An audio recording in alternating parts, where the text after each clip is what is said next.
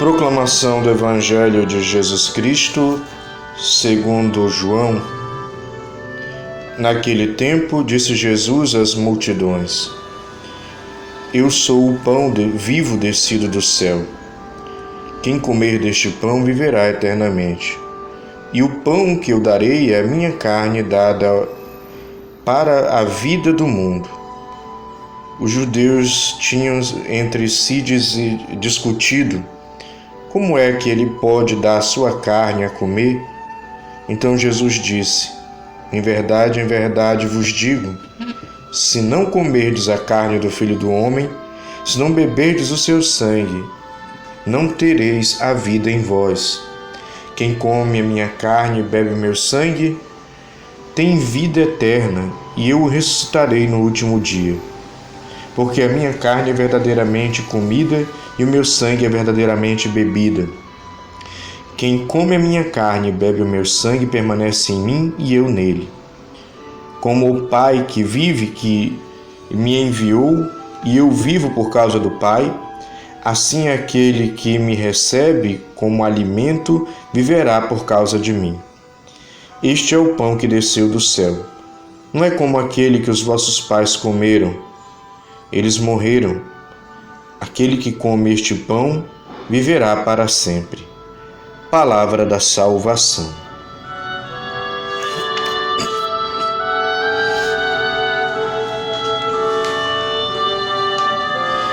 Meu irmão e minha irmã, aqui é Frei Wanderlan, trazendo para você a breve reflexão do Evangelho do dia.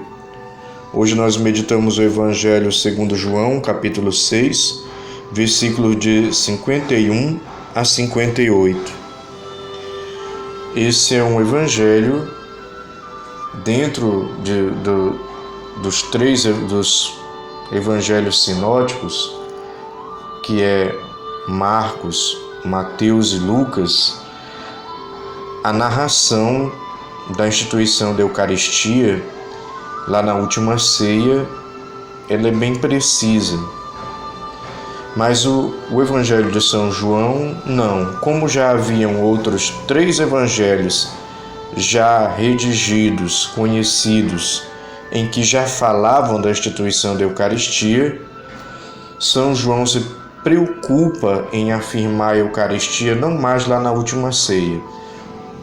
E agora ele afirma, ali no meio do Evangelho, ele recorda um diálogo que Jesus teve, afirmando que ele era o pão vivo descido do céu e confirmando aquilo que aconteceu na última ceia. Nós estamos na solenidade do corpo e sangue de Cristo, conhecida como Corpus Christi. Essa solenidade, ela é fruto de um dos vários milagres eucarísticos que aconteceram ao longo dos séculos na história da Igreja. Esse milagre aconteceu em Orvieto, Bolsena, na Itália, no ano de 1263.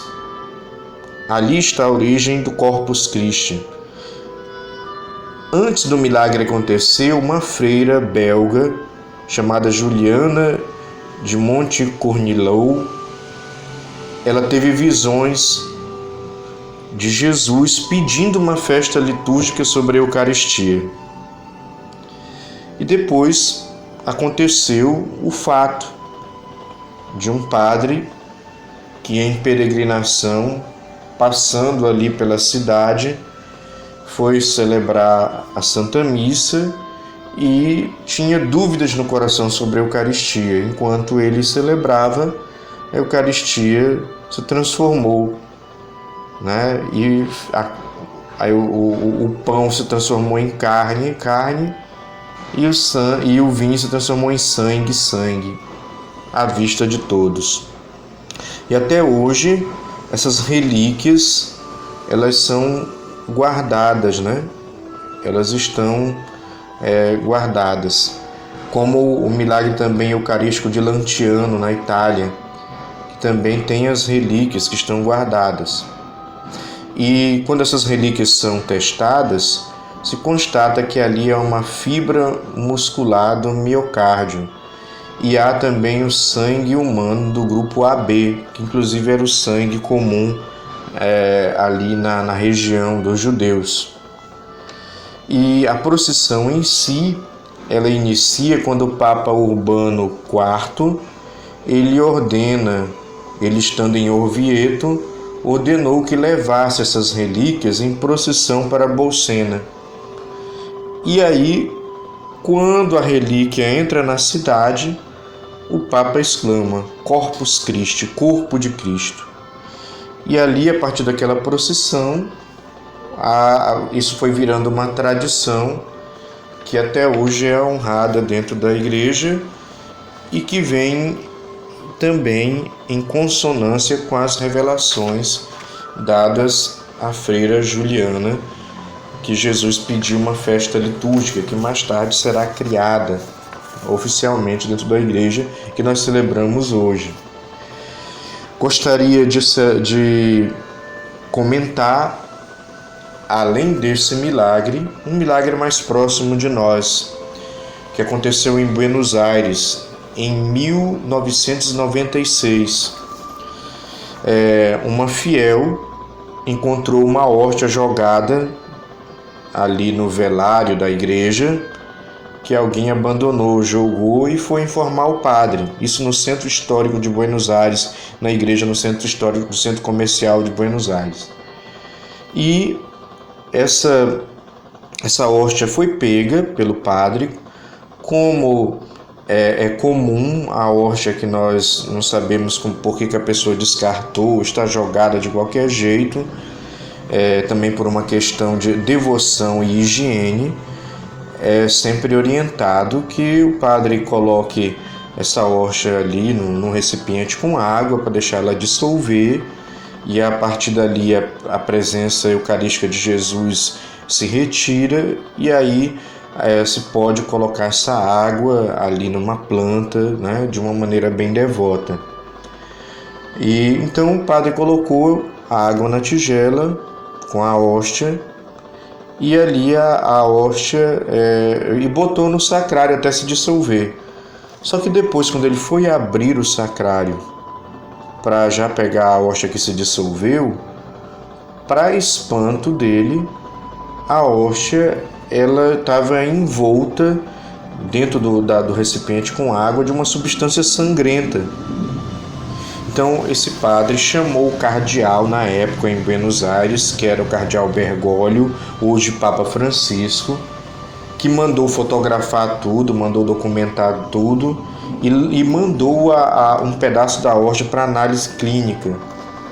E ali na análise clínica se percebeu células vermelhas e brancas, né, glóbulos brancos, que pertencem ao coração, e elas pulsavam como se tivessem sido tiradas ali do coração vivo, né, extraídas do coração com vida. Depois, em 1999, o doutor Ricardo Gomes, que fez essa primeira análise, mandou essas células para um especialista em Nova York. O especialista ele examinou a amostra do pedaço tirado da hóstia, sem saber a princípio o que era uma hóstia. Porque geralmente quando se faz análises, né, nos laboratórios de análises clínicas, acontece isso, né? Você pega o código ali, né? Ali você trata aquela amostra como um código. Depois o código revela o nome da pessoa. Bem, é mais ou menos assim esse procedimento deles. Então, o Dr. Frederic Zungenberg, um cardiologista renomado em Nova York, analisou essa amostra e chegou a essa conclusão, sem saber que era tirada da Eucaristia, que aquela amostra era do músculo do miocárdio, e ela estava em uma condição inflamatória, ela apresentava isso porque tinha grande número de células de glóbulos brancos, que é comum quando o músculo está inflamado, e indicava que o coração estava vivo ainda quando a amostra foi tirada. E também indicava que a pessoa do qual foi tirada essa amostra tinha passado por um estresse severo, como se tivesse sido espancado, porque o tecido estava também penetrado desses glóbulos brancos. Isso só acontece quando alguém passa por algum estresse assim, né, violento, que causa esse tipo de trauma. Então, para surpresa do cardiologista, ele ficou espantado quando soube que a amostra veio da Eucaristia, veio de uma hóstia, né? Então, esse é um milagre de Buenos Aires. E saber desse fato, de tantos outros milagres eucarísticos, nos ajuda a crer na palavra de Deus, a crer naquilo que Jesus diz. Como ele fala no Evangelho: quem come a minha carne e bebe meu sangue tem a vida eterna, e eu ressuscitarei no último dia. E como ele diz, né, eu sou o pão vivo descido do céu. Minha carne é verdadeira comida, meu sangue é verdadeira bebida. Como ele repete isso nos evangelhos sinóticos de Marcos, de Mateus e de Lucas, lá na última ceia, na narração da primeira missa, quando ele ali fez o sacrifício eucarístico pela primeira vez, antecipando o sacrifício da cruz, quando ele se dá como pão, como ele se dá como alimento, o pão vivo descido do céu, quando ele diz: a minha carne é verdadeira comida, meu sangue é verdadeira bebida. Lá na última ceia ele reafirma isso, dizendo: isto é o meu corpo, isto é o meu sangue. Então, meu irmão, minha irmã, precisamos crer nisto, e nessa festa lembrar da presença real de Jesus na Eucaristia. Lembrar que ali acontece o milagre da transubstanciação. O que é o milagre da transubstanciação? É a mudança da substância, né? A substância é aquilo que é a essência daquilo que nós somos feitos, que nós somos compostos, né?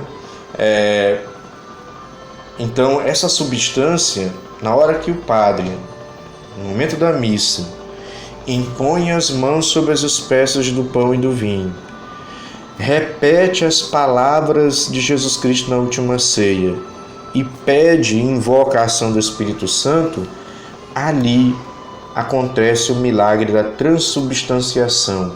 Muda a substância do pão e se transforma em substância da carne de Cristo. Muda a substância do vinho e se transforma em substância do sangue de Cristo. Permanecem os acidentes. O que é o acidente? O cheiro, o gosto, o tamanho, a aparência. Esses são os acidentes.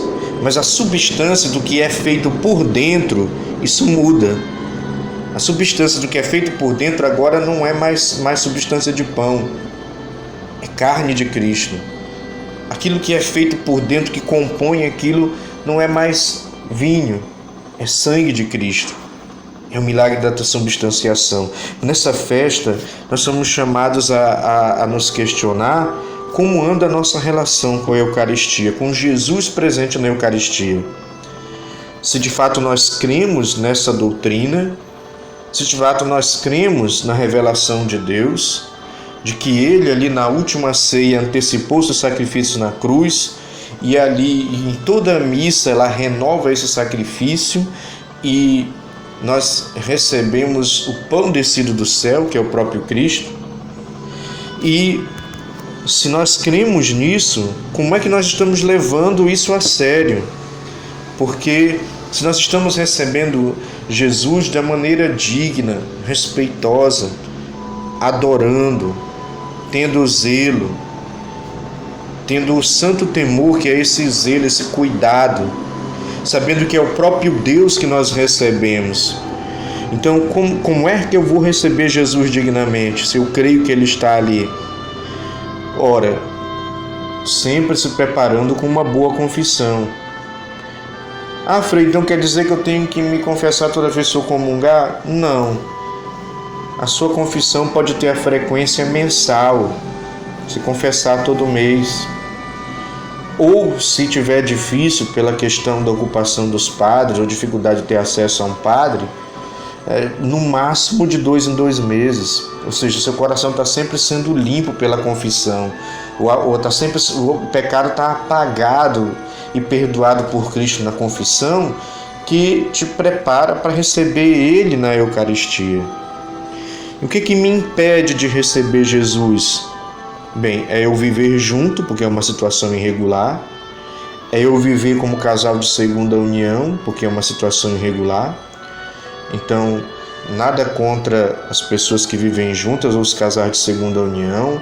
A igreja os ama, a igreja os acolhe, mas também, para o vosso bem, recomenda que vocês regularizem a vossa situação para poder receber Jesus da maneira correta, né? Depois, se você está em pecado grave, em pecado mortal, aí precisa, confessar para poder receber Jesus. E se você é de outra religião, não tem como você receber a Eucaristia, porque você professa outra fé. Você não acredita que ali está o corpo, sangue, alma e divindade de Cristo. E claro, para também receber Jesus na Eucaristia, eu preciso antes também ter recebido o batismo, que é a porta para todos os outros sacramentos, e ter feito uma preparação de primeira Eucaristia, para eu poder receber Jesus consciente daquilo que eu estou recebendo. Agora existe um outro problema, tem pessoa que tem um escrúpulo, eu sou indigno de receber Jesus, por isso eu nunca comungo. Não, meu irmão, se você confessa, se você não está numa situação irregular, se você não está com um pecado grave, receba Jesus. Indigno todos nós somos. Ninguém é digno de receber Deus, mas Ele quer se dar. Tanto é que Ele se fez alimento. Tanto é que Ele está presente, corpo, sangue, alma e divindade na Eucaristia. Então, receba. Não tenha escrúpulo nem medo de se aproximar de Deus. Ele quer e deseja que você vá ao encontro dele. E que nós o adoremos na Eucaristia, que nós também recebamos Ele, para que Ele venha ao nosso coração e opere a sua graça em nós, habite em nosso interior, na sua presença eucarística. Meu irmão, minha irmã, nessa festa nós somos chamados a nos questionar quantas vezes nós não valorizamos Jesus na Eucaristia. Quantas vezes nós deixamos de visitar o Cristo nos sacrários, nas igrejas? Quantas vezes nós não rezamos para Ele? Quantas vezes nós não recebemos, ou por escrúpulo, porque eu achei que não era digno, ou quantas vezes eu deixei de receber Jesus porque eu não valorizei, não quis, não dei importância, eu achei que era um símbolo ou uma bobagem? Ou então quantas vezes eu recebi Jesus de qualquer jeito, sem me preparar? Então é importante nós examinarmos como é que está a nossa relação com Jesus na Eucaristia. É uma pessoa, é Deus que está lá no sacrário e que também em toda missa é consagrado para se fazer alimento para nós. Por isso, nessa festa, que nós procuremos, como toda boa relação, repensar as nossas atitudes e ver como é que nós podemos melhorar essa relação de amor, de correspondência de amor, de dar importância, de dar atenção, de respeitar, de buscar e de estar em comunhão com a outra pessoa. E a outra pessoa aqui, quem eu digo, é Jesus. Jesus presente no Santíssimo Sacramento do altar. Adoremos a Ele e